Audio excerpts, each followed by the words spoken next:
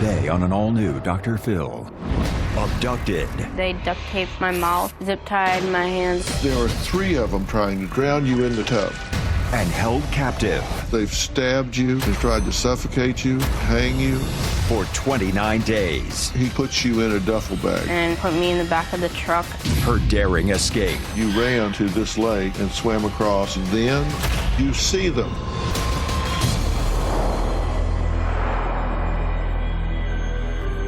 Today it is a story of unbelievable horror, but also a story of survival. Every year, thousands of young women go missing, vanishing into thin air, leaving nothing behind but unanswered questions. Jasmine Block was almost one of those cold cases. She was just 15 years old when her best friend's father decided he wanted to take her and keep her. Jasmine vanished on August 8, 2017, and for weeks, what happened to her was a mystery. Her family had no idea their daughter was being held captive just 10 minutes away in a tiny closet. For 29 days, 3 men tortured her, raped her, and attempted to murder her. But Jasmine lived to tell the tale. The Alexandria Police Department needs your help finding a missing teenager. 15-year-old Jasmine Block was last seen at her home on Tuesday around 10:30. According to her family, she left behind her phone, keys, and a bike before disappearing. Investigators said she has cognitive disabilities, which made her personal safety and welfare a concern. Family and friends of a missing teenager in Alexandria spent the day looking for her. 3 people are under arrest tonight after a missing Minnesota teenager was found safe. Police say a family acquaintance took 15-year-old Jasmine Block from her home in Alexandria on August 8th. Thomas Barker convinced her to get into his car on August 8th, but he took her to his home, tied her up, and he, along with his friend and a roommate, held her captive. Barker tied her up with zip ties, and then he, his roommate, and a friend over the next several weeks repeatedly assaulted Ms. Block. They moved Jasmine to multiple locations, including Barker's home, cornfields, a foreclosed property. That is where Jasmine found her chance to escape when the men went out to get food yesterday afternoon. 15-year-old Jasmine made a run for it. Police said that she swam across part of the lake and that she was able to find a farmer who lives close to where we are, who then was able to call 911. The teenage girl from Alexandria is safe and with her family today. Panic has now transformed into celebration at the Block household. You're right here in Alexandria is where this all started. The investigation now spanning several counties, including Grant County, and that's where this story has an incredible and heartfelt ending to what can best be described as a month-long nightmare. Today, this brave young woman is here sharing her incredible story in an exclusive interview. How are you? Good. Dr. Phil. Jasmine. Good to meet you. In fact, you have no idea how good it is to meet you. Because you shouldn't be here, should you? It's absolutely amazing to me that you are. So when I say I'm glad to meet you, I mean I'm glad to meet you. And I can't tell you how proud I am of you and what you've survived and been through. It's an important story for young girls and young women to hear. So take me back to the day this terrible sequence of events in your life happened. There was a knock on your door, right? Who knocked on your door? One of my friends at the time, his dad did. He was like a family friend since me and my sisters were all like babies. Which is Thomas Barker. When you saw him there, that wasn't strange, right? And what did he say to you? He told me that his son was having a breakdown and that he was wondering if I could help. And I said, yeah. So this wasn't just some kid, this was your best friend, right? Made perfect sense that he would reach out to you, right? Yeah. Okay. You go get in the car with him, right? Car or truck? Yeah. What was car. it? And he says, you're headed to the house. Did you hesitate at all to go with him? No, because he said that it was just down the road, so I didn't think anything of it. So this is not a stranger, it's somebody you know, it's to go help your best friend. You get in the car with him, and did you tell anybody where you were going? Like before I went, I knocked on Paige's and Eric's door, but their door was locked and they were sleeping, so. And then I couldn't take my phone with because it was at like 1%, so. The doors you knocked on, that's your sister and? Her husband. And her husband? Yeah. Mm-hmm. They didn't answer, they're asleep. So you get in the car, and you figured it's how far to where you're going, just a few minutes? Mm-hmm, like 15 minutes. And at what point did you realize this isn't going like I thought it was going? I'd say we were like about halfway there. My body was like getting this weird vibe. I could just feel it. And then I thought that I was just overthinking because I overthink a lot. So where do you wind up going? I ended up going to his house. Okay. And what's he say? We got out of the car and then he was like, he's probably in the house in the back. You should go check. So before I went inside, he said, I'll bring you home afterwards. Okay. And did he go in with you? Yeah, he went in with me.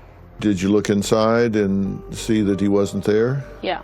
What happened next? Then he told me to sit on the bed. Did he get aggressive with you? He was like yelling. Just out of the blue? Yeah. In my head, I was thinking, this isn't right, and that I just want to go home, and that he like tricked me. What happened next? Then he got a gun out of a drawer on his bed, and he tells me if I try anything stupid, he'll shoot me. Do you remember what kind of gun it was? I don't remember, but I think my mom found out what kind of gun it was from the police. But it was It looked like a pistol. Did he just flash it around? Did he put it to your head? He put it to my head and he threatened me with it. Did you think he was going to shoot you? Yes, I did. Did he sexually assault you then, or was that later? Well, he took me to the kitchen and then he did. What did you say to him during that time when you were in the kitchen? I think I was just being quiet because at that point I was really scared to do anything or talk. Because I was afraid that if I said the wrong thing that he'd shoot me because he had the gun by him. Right. Did he ever tell you why he was doing this? He told me 2 to 3 days before this happened, me and his son, we were biking behind our houses, and then like I fell over my handlebars and jammed my handlebars into my rib cage, and I showed my friend the bruise, and his dad told me that he kidnapped me because he saw me pull up my shirt some to show the bruise on my rib cage. And so when he saw that, that attracted him. Yeah. So he targeted you a few days earlier. Mm-hmm. So he had planned this out. Yeah. So where did he hold you at that point? After he was done doing everything, he put me in the closet with the TV and pillow and a blanket. Take me through that time. Was it dark or light in there? It was light in there because I had a TV, and he gave me some movies, so. When he comes back, what does he say? He told me to go with him, so I did because I always listened to him because I was afraid that he was going to try to kill me. He zip-tied my hands and my feet, and then he tried drowning me in the bathtub by pushing my head down. That day? Mm-hmm. It's just the two of you? Yeah. He tied your hands in front or back? In back. Okay, so your feet and your hands? Yeah, like my feet were zip-tied and then my hands were zip-tied behind my back. Okay. Are you dressed at this point? No. I only have like boxers on. And he put you in, did he put you in face down or face up? Face down. Tub is long like this, where the faucets are down here. Yeah. How did he put you in? Show me. So here's the end of it. So my face was like facing here. Okay, so he put you in over the side. Yeah. And he's holding your face down in the water, so your feet are on the floor. Yeah. So you fought him.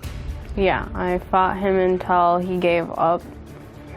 You kept pushing your head down, you kept fighting back up? Did he eventually tire himself out trying to hold you underwater? Yeah, I kept on trying to kick him and stuff, and I kept on getting water out of the bathtub from my hair because I had long hair at the time. Yeah. So the floor got wet, so he couldn't really keep balance anymore because he kept on slipping. Right. So he's tried to drown you, and he doesn't get it done. So what does he say to you now? Then he tells me to go sit by his bed, so I did, and he told me that my mom doesn't care for me because she's not trying to look for me, and that hurt me to the point where I didn't say anything else the rest of the night. And so now he's trying to break your spirit, right? He's trying to say nobody cares about you, your mom's not looking for you. Did that get to you? Yeah, I didn't know whether to believe it or not. Yeah, so he's got you doubting. Yeah. At this point, are you thinking, this guy's going to try to kill me again? Coming up. When did you get stabbed by Josh? And why did he stab you? We now return to a Dr. Phil exclusive. On August 8th, 2017, I had a family emergency. I asked Jasmine if she would be okay, and she said yes. She was going to sleep.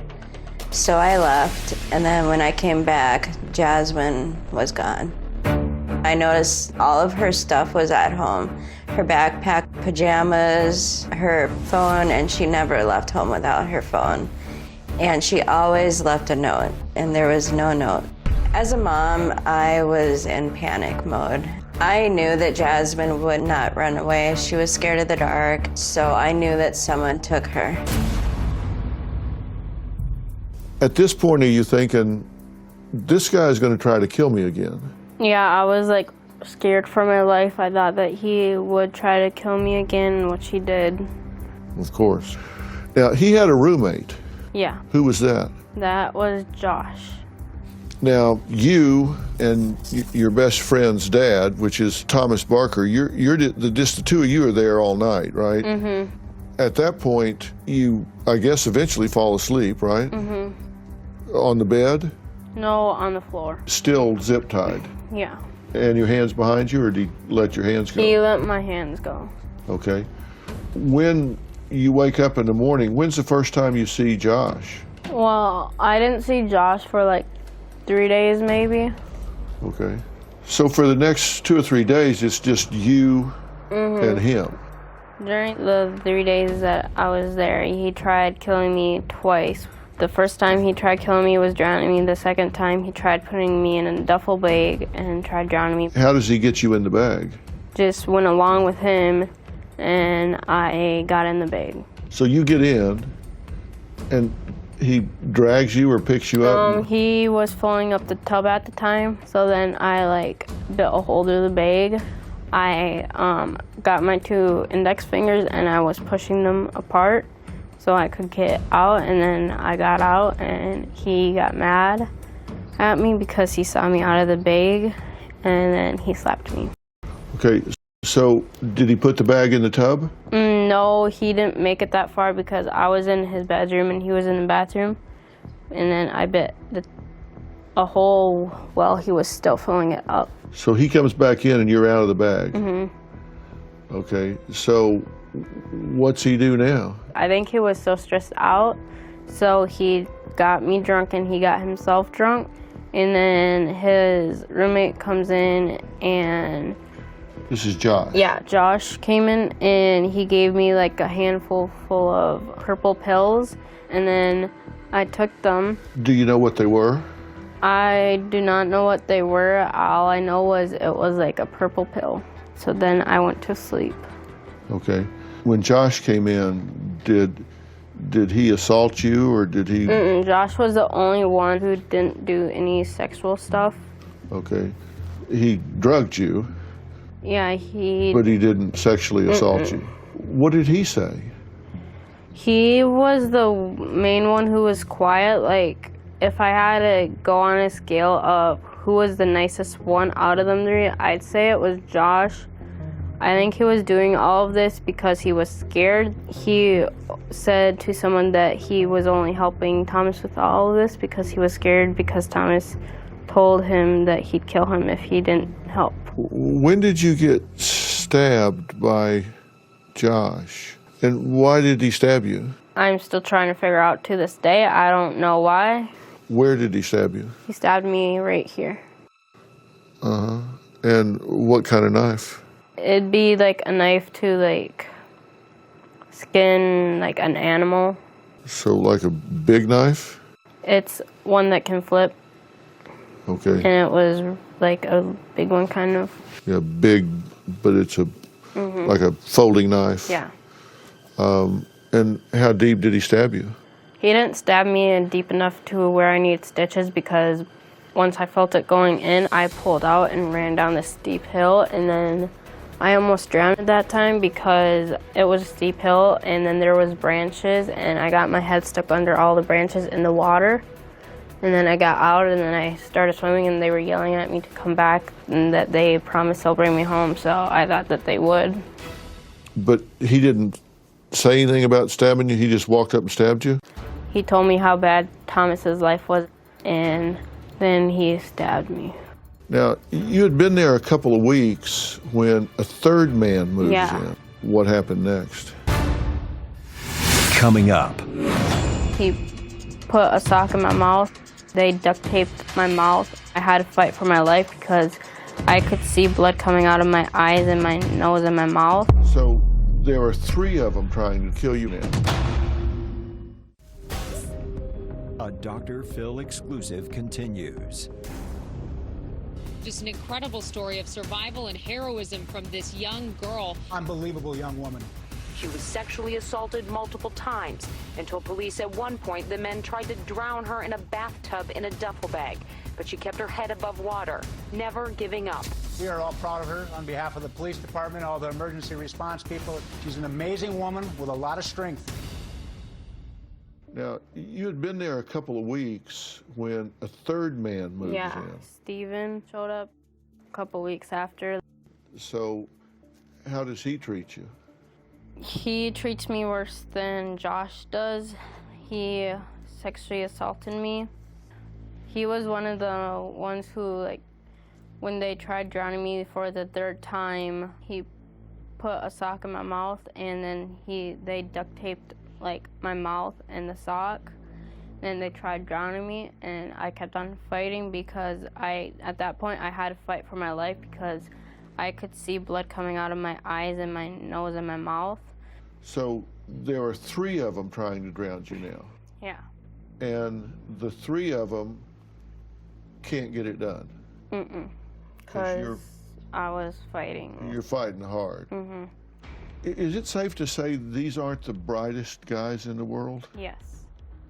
You knew that. They eventually fold you up in a fold-out couch. They put a pillow and then my face and then a fold-up couch on me, and then the biggest guy, which was Josh, he sat on it.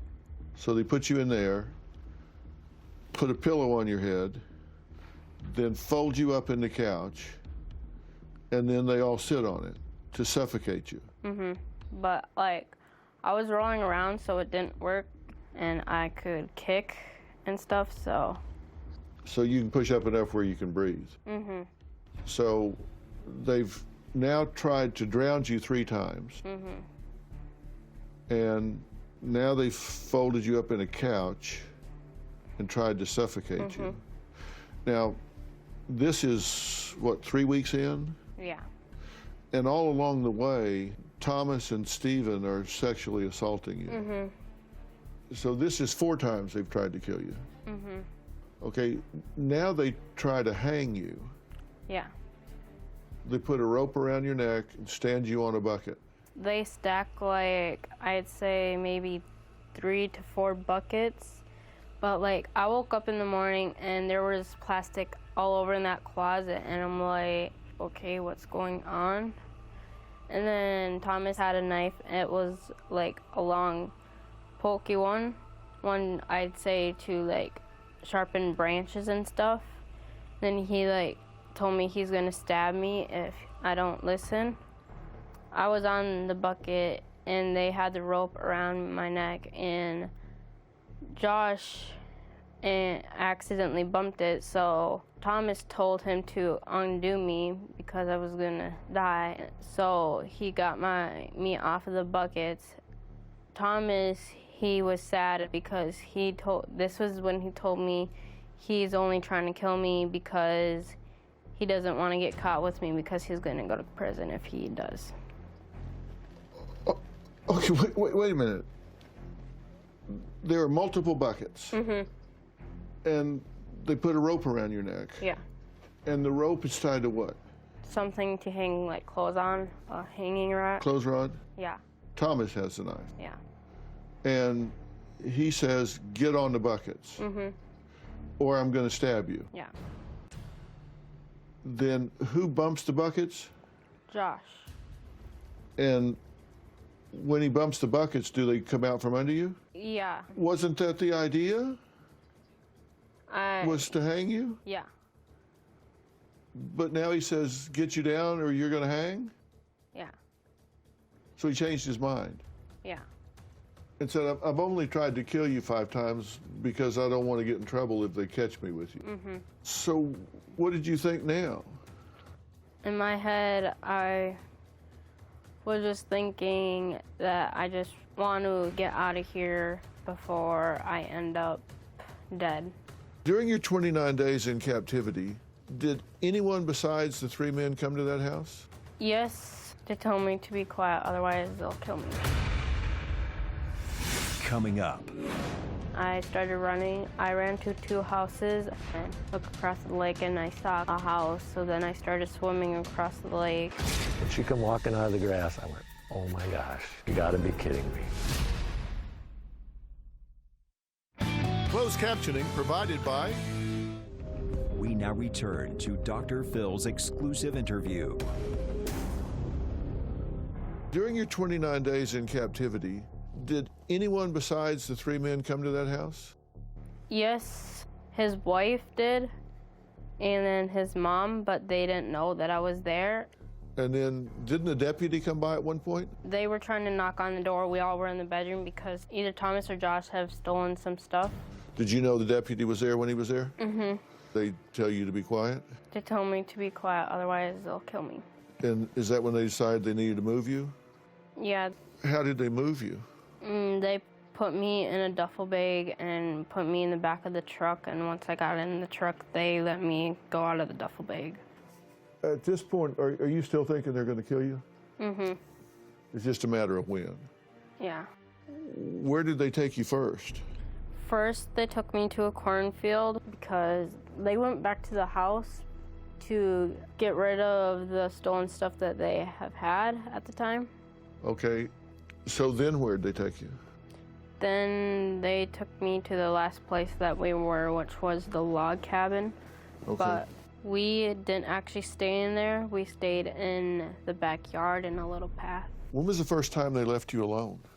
First time they left me alone was when I escaped. Okay, and tell me what happened. So the day before that, Thomas and Steve went somewhere to go get some drugs, I do believe. On their way back to the log house where the path was, they saw a cop, so they threw it out the window. Then the next day, they told me if I do anything dumb, that they're gonna kill me. And then they told me that they're going to go get something to eat for us and that they need to find their drugs. They left me with the truck. So then I was thinking, I was drawing a picture of me and my family at the time. And I'm like, well, if I ever want to escape, now is my time. So I started running. I ran to 2 houses. The one, no one was there. The second one, I thought I knew someone was there, but they had kids and I didn't think they heard me because I don't think I was knocking real hard. So then I ran, and then there was no more houses, and then looked across the lake and I saw a house. So then I started swimming across the lake, but I took off my shoes and the pajamas pants I had on at the time, and that's when I saw Earl's house, the guy who saved me, and he wasn't home. So I started running through a cornfield, and then I opened his door and I'm like, call 911, I'm Jasmine Block and I got kidnapped. Coming up. At what moment did you decide, this is it? This is the moment I'm going? Closed captioning provided by... A Dr. Phil exclusive continues.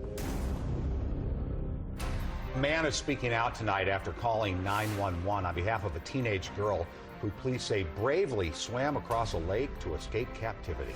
Quiet around here usually. That was until Tuesday, when the man you see here, who asked we hide his identity, left work because he forgot something at his isolated Grant County home. From hundreds of yards away, he thought he saw a deer. She was up so I could see her, but I couldn't tell what it was. He says he started his truck to drive towards her when suddenly she came running. When she come walking out of the grass, I went, oh my gosh, you gotta be kidding me. It was Jasmine Block, the 15-year-old girl who disappeared weeks earlier. It was great. It was just a great feeling, and I get in the pickup. We're going to help you now. How long had you been alone when you took off running? How long had they left you alone to go get food and drugs? I'd say maybe like 5 minutes. They're gone. At what moment did you decide, this is it? This is the moment I'm going? I just had faith in myself that I would find someone to save my life and get me reconnected with my family. Okay, so you run to the lake, and that's how far from the truck? Was it like a football field long, or? It was a big lake, like it was long this way and that way. So you take off your shoes and your pajama bottoms. Yeah. So you're in? A shirt and boxers. Are you a good swimmer? No. You became a good swimmer Yeah. that day. Yeah, at that time I had the fear of drowning because a little bit before that my friend drowned. And they tried to drown you several times, so, but you just take off swimming. Yeah, I had the courage because before all this happened, my best friend died, and the day after that my dad died. A couple weeks after that, my sister's friend died. So I had the faith that they all would help me, and I was praying to God. How far did you swim? I don't remember how far it was, but I think a couple miles, I think someone said. I'm not sure. Is this where the path was behind? Yeah. Okay. And so you ran from behind this second location to this lake and swam across, and when you got to the grass there, you ran to the road, and that's where you were picked up by the man. When I got on the grass, there were some trees, but I ducked because I thought I saw Thomas's car. Right. But it wasn't him, so then I just darted across from the road. Now, the man that picked you up was who? Earl. Earl. Okay, and when you were in his car, did you see them go by? Yeah. At the time, all the police were there and the ambulance and stuff. I was actually in the police car, I do believe, and then I pointed to the car and was like, that's them.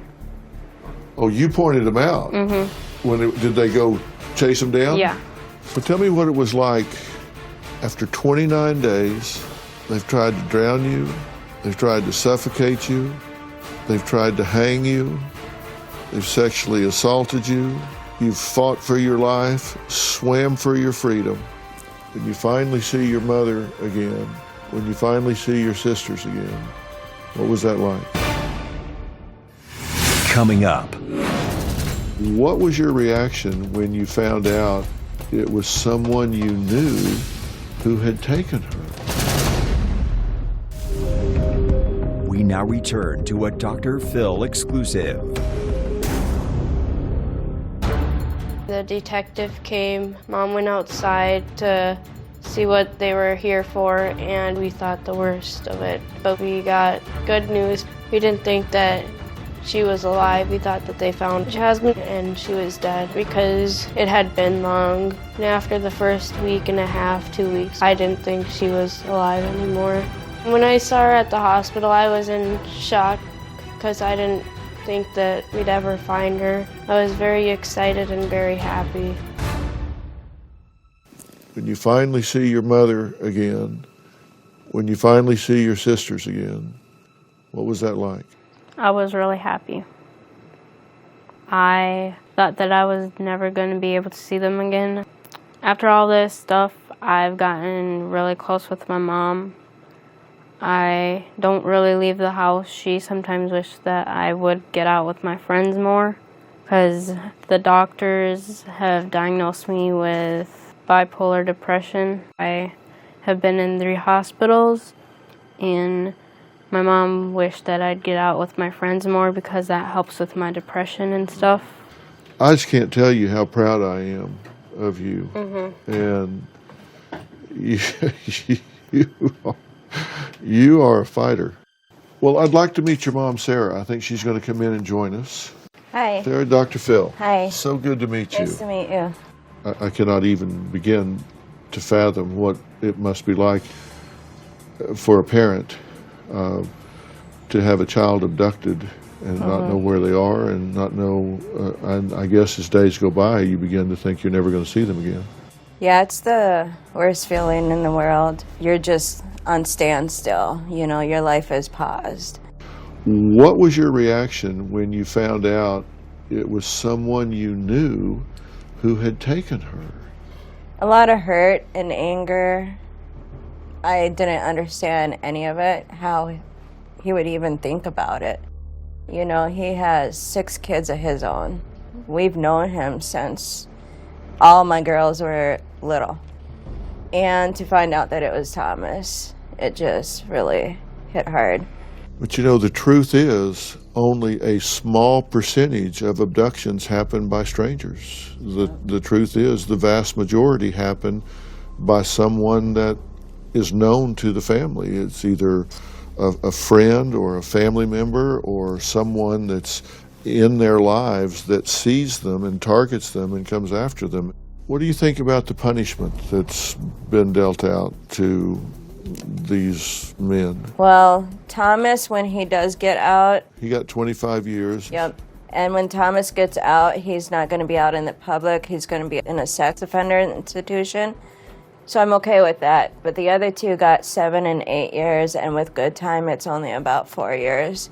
And I don't think that they got enough time for what they did to Jasmine. As a mother, what have you observed the psychological, behavioral impact has been on your daughter since this has happened? Well, she'll never be the same again. None of us will.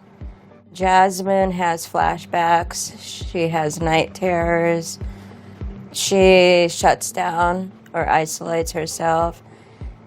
It's hard for her to trust anybody. Now, she's been hospitalized 3 times? Yeah. And for how long?